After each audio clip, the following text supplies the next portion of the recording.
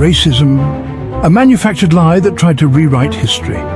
Here's a fact to blow your mind. Racism is not some eternal, unchangeable truth. It was invented, fabricated, crafted out of thin air to serve an agenda. And before that ugly construct emerged, Africans weren't just surviving, they were thriving.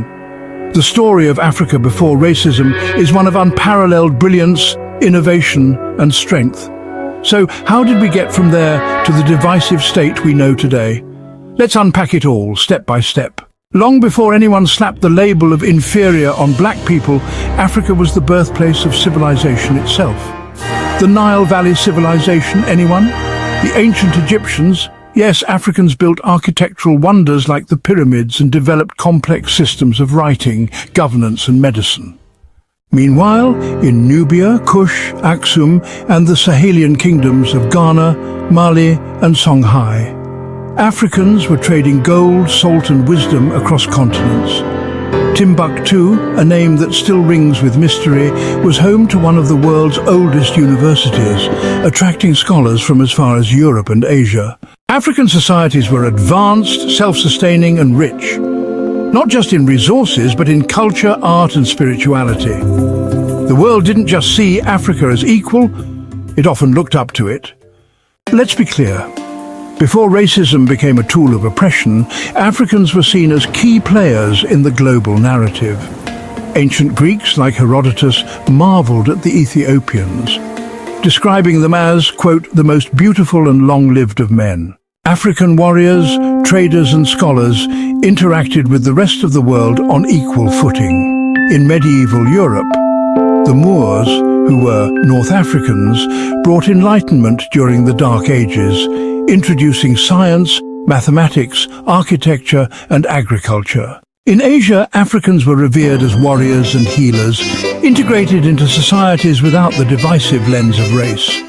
Africans weren't others, they were partners, allies and sometimes even role models. Fast forward to the 15th century and the dawn of the transatlantic slave trade.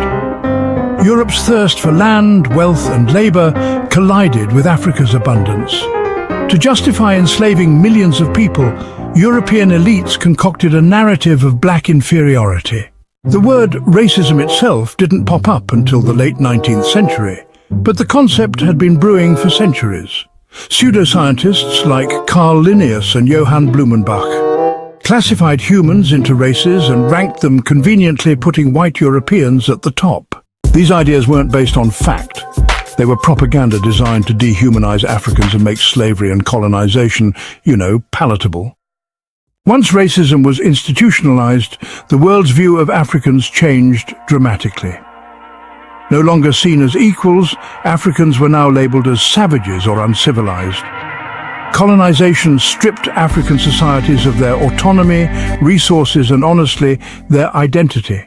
European powers carved up the continent like a pie, exploiting its wealth while suppressing its people. This false narrative was exported worldwide, infecting generations with the idea that blackness equated to inferiority. The damage was immense not just to Africa's global image, but to its very foundations of development. Colonialism and racism worked hand in hand to keep Africa underdeveloped. Natural resources were plundered, traditional governance systems dismantled, and economies restructured to benefit Europe. Education systems were designed to erase African heritage, replacing it with colonial ideologies. Worse still, racism sowed division. Tribalism was exacerbated by artificial borders drawn by colonial powers, leading to conflicts that still affect the continent today. Africa's trajectory, once soaring, was forcibly derailed.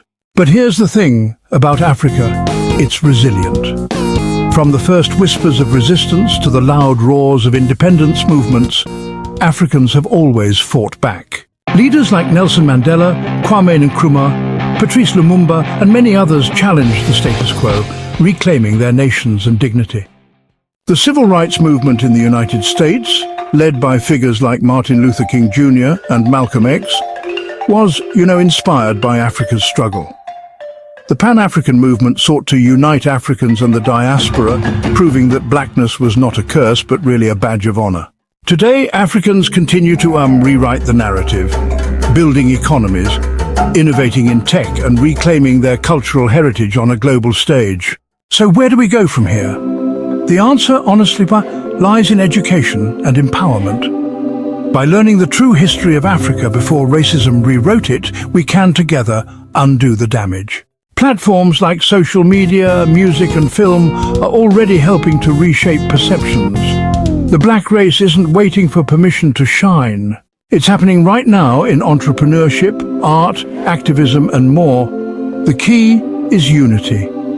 When Africans and the diaspora come together, the world takes notice. The bottom line. Racism didn't exist forever. It was a tool, a lie, crafted to exploit and divide. But the truth? Africans were kings, queens, scholars and innovators long before anyone dared to say otherwise, and that truth cannot be silenced. The future of the black race is bright. It's rooted in resilience, fueled by creativity, and driven by a legacy that cannot be erased.